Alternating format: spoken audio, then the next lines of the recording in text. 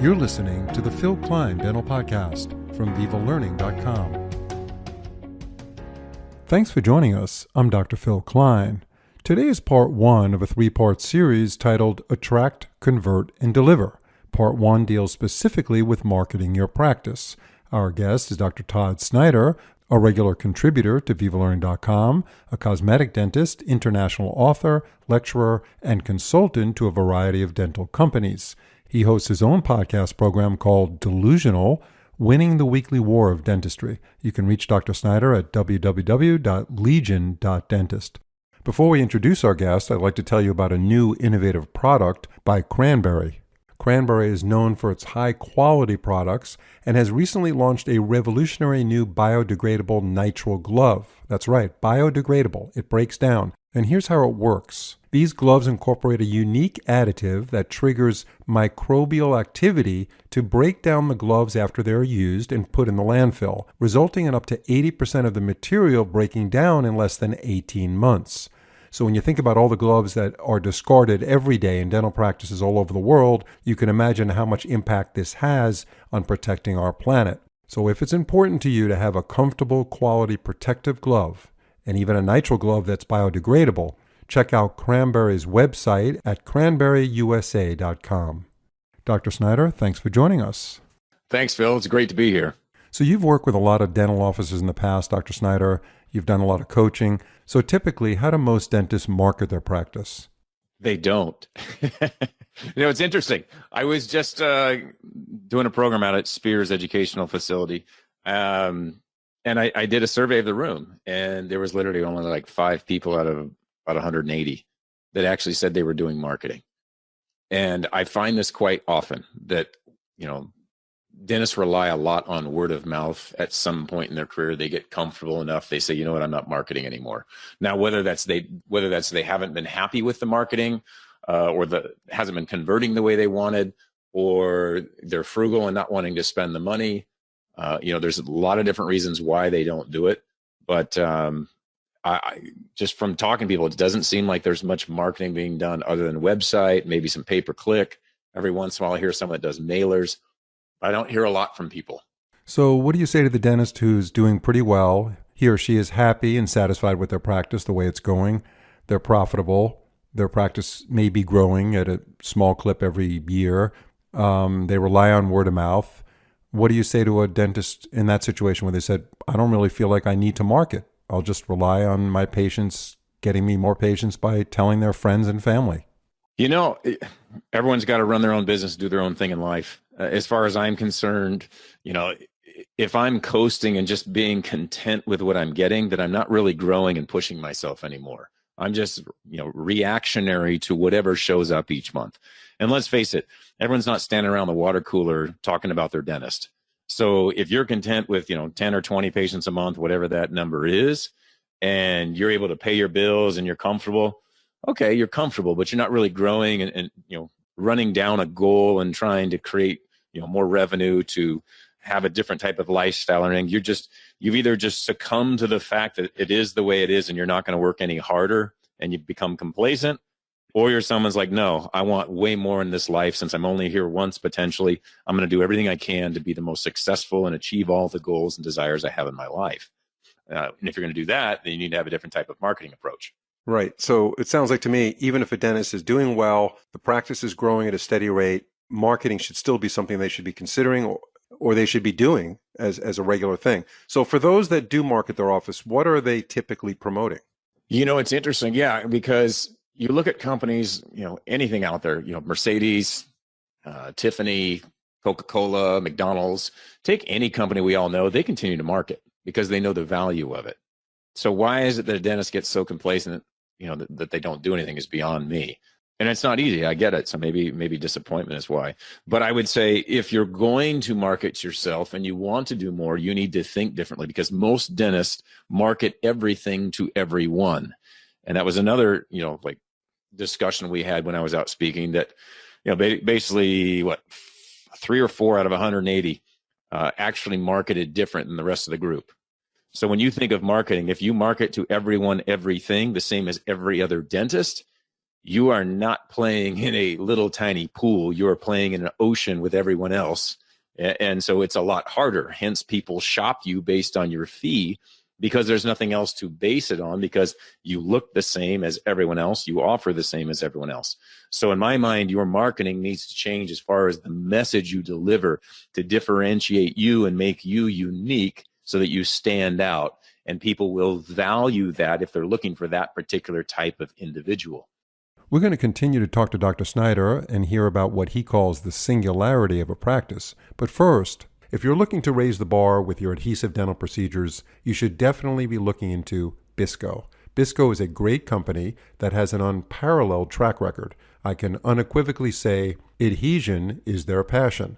They are genuinely dedicated to understanding and improving the ability to bond dental restorations. Bisco is a company that places tremendous value on research and scientific knowledge to benefit you and your practice. Being an endodontist myself, my favorite Bisco product is Theracal LC, which hands down is one of the best materials to use for direct and indirect pulp capping procedures. It not only seals the dentin, but offers significant calcium release, which stimulates hydroxyapatite and secondary bridge formation, which is exactly what we're looking for in these kind of procedures. So check out their entire product line of premium adhesive products at bisco.com. So each practice needs to identify themselves in their own unique way, whether that dentist enjoys a particular category of dental procedures, whether they're aesthetic, whether they're doing more edentulous stuff, implants, sleep apnea, wellness. Some dentists are into the wellness market, and that actually builds a following because those patients are saying, hey, I haven't seen one dentist in my area that's focusing on wellness, connecting the oral cavity to the systemic health of the patient. So how do you determine what the best way to market your practice from your perspective and your experience? And also, what do you see happening over time with that type of marketing? You said a lot of great things there. So inside of Legion, we call it your singularity. The single unique thing that makes you rare is your singularity. And so for each person we coach and work with is trying to figure out what that message is, that, what is it that the dentist likes doing mostly, and how are they perceived by the public or their patients? And sometimes that message has to change because what you think you should be perceived as is not in reality what you're perceived as by your patients. So that's the first thing, is figuring that part out. From there, we go into basically talking about like Pareto principle, where 80% of your revenue or income comes from 20% of your procedures. So if you look at your CDT codes and you go, okay, what is the thing that I like doing the most? What shows the most profit in my business? And based on those two, are they the same or are they different?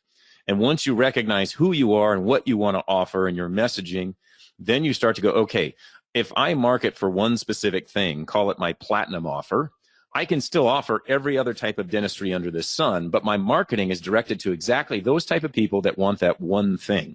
Now, from there, we can have a gold and silver offer, which, so if you said aligners is the first thing you want to do, and then implants is the next thing you want to do, and then maybe veneers. Okay, so you've got 3 offerings, but they're not all on the same page. There's one on a let's say, a website page, where when people come to your page, they perceive you as doing one thing and one thing alone. So you're attracting and qualifying the exact type of customer you want. From there, you can have additional landing pages on your website that your marketing could drive people to those pages, where again, it speaks one thing on one page that you're the expert in that area. So, the mindset of a traditional website is, I hope people call me or I hope people write me if they find my website somehow. That's an old mentality. Nowadays, with social media and the internet and AI and so many crazy things that are available nowadays, you can actually target certain types of individuals on this planet and direct them to your website or other information. And when they go to these places, you can actually start to track them. Or if you give them something of value, or they have to give you their email, you can now start to reverse market to them based on them having given you their email. So there's a lot of things you can do to specifically go after the type of patient you want versus hoping and waiting they'll pick up the phone and call you. How does a dentist who doesn't have a lot of knowledge about the internet, they're more of a consumer on the internet rather than a marketer, how do they learn about these things where they can focus on doing dentistry, but at the same time they're building a program like you just talked about, where they can highlight their interests and what they want to create as far as their singularity, as you explain, and grow their practice and follow these patients, et cetera? What do they do if they're not knowledgeable at that level? You know, I have not seen anyone inside of dentistry other than my group training on this kind of thing, because I went out and learned these things because I saw something missing in the dental world, but I saw opportunity because it's done regularly in the business world. So I went out into the business world and listened to speakers and found things and, obviously educated myself. And then I started going to marketing companies outside of dentistry and getting them to do all these things that I was learning about. So I would say there's not one place inside of dentistry other than, again, I've got singularity where I can help someone and I show all the things that we've learned and done so we can help streamline someone's process versus spending years learning. But as far as a specific company I would tell someone to go to that will do all their marketing for them, I have yet to find one place that does all the things that I've found over time. What do you think about a dentist who I recently did a podcast with who uses Instagram to show her cases? Now, she used something called resin infiltration, and she was showing how she was treating white spots, specifically white spots, as a very minimally invasive procedure. No drilling, no pain, minimal investment monetarily, and great results. And she did this over and over and over. And she said that she's had very good success with getting those particular patients. Some of them are high school patients that just had their braces off. Some of them are young adults. What's your feeling on using those kinds of platforms? Well, you hit it right on the head as far as the type of patients that she's potentially getting, someone out of braces, a younger individual in high school, is, if you look at the target market for like Instagram, it's not like 30 to 60-year-olds that want to spend a bunch of money and do veneers. It's going to be younger individuals. So depending on who your target market is, your demographics and your psychographics, you can market to certain types of people, certain procedures. So I'd say for her, it's a perfect niche as far as going after people with maybe minimal money or they don't want anything done to their teeth. So a non-invasive approach could be great. Now, from there, if that gets shared to parents are talking about it and wanting to take care of their children. So I could see that, maybe becoming a viral type of thing. So picking where your customer is becomes very important on where you spend your money on the digital footprint that's, on the internet. So social media, being that it's free, I would always post stuff there in the sense that it potentially is going to take people to other places and it helps your SEO ranking. So I would tell anyone to always post on social media, but I don't think that's definitely the catch-all like all the marketing companies want to make you believe and, trying to get you to spend your money there. I think there's far better places to spend it if you're going to do actual, paid marketing. Thank you very much, Dr. Snyder. We appreciate your time. We're looking forward to part 2 of this 3-part series, Attract, Convert, and Deliver. Part 2 is patient communication, and that's coming up soon. Thank you very much. Thank you, Phil. If you've been enjoying our podcast, we'd love to hear your thoughts and feedback by leaving a review on your favorite podcast platform, whether it's Spotify, Apple, Google, or any other platform you listen on. Leaving a review is a fantastic way to support us and help others discover our show. Thanks for listening. See you next time.